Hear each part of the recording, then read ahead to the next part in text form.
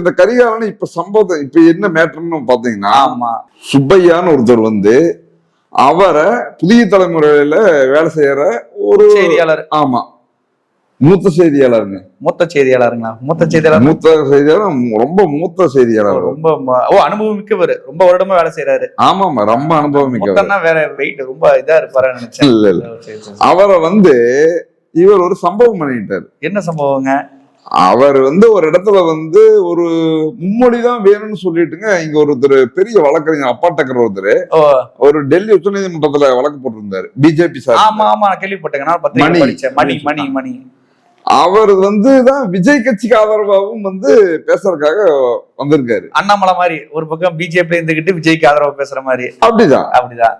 இப்ப பிஜேபின்னா என்ன, இவங்க என்ன தமிழ்நாடு இப்ப எப்படி ஆர்எஸ்எஸ் வந்து தமிழ்நாட்டுக்கு இந்து முன்னணிங்கிற மாதிரி இவங்க வந்து தமிழ்நாட்டில் வந்து என்ன சொன்னாலும் இந்த பிஜேபி போய் சேர மாட்டேங்குதுன்னு சொல்லி அதுக்கு வேறு வேறு பேரில் வருவதுதான் இது விஜயோட. இப்ப இந்த ஆளை வந்து கரிகாலன் மறுபடியும் இங்க கேள்வியாக போயிருக்காரு. சுப்பையாவுக்கு கோவம், நான் கூப்பிட்டு வந்தால அல்லது அவரு எனக்கு காசு கொடுத்து என்னை கூப்பிட்டு வந்திருக்காரு, நான் அவர்கிட்ட கேட்டு நல்லபடியா அதை வந்து பரப்ப போறேன். எப்படி புதிய தலைமுறை விஜய் பல்லு விளக்கினார்.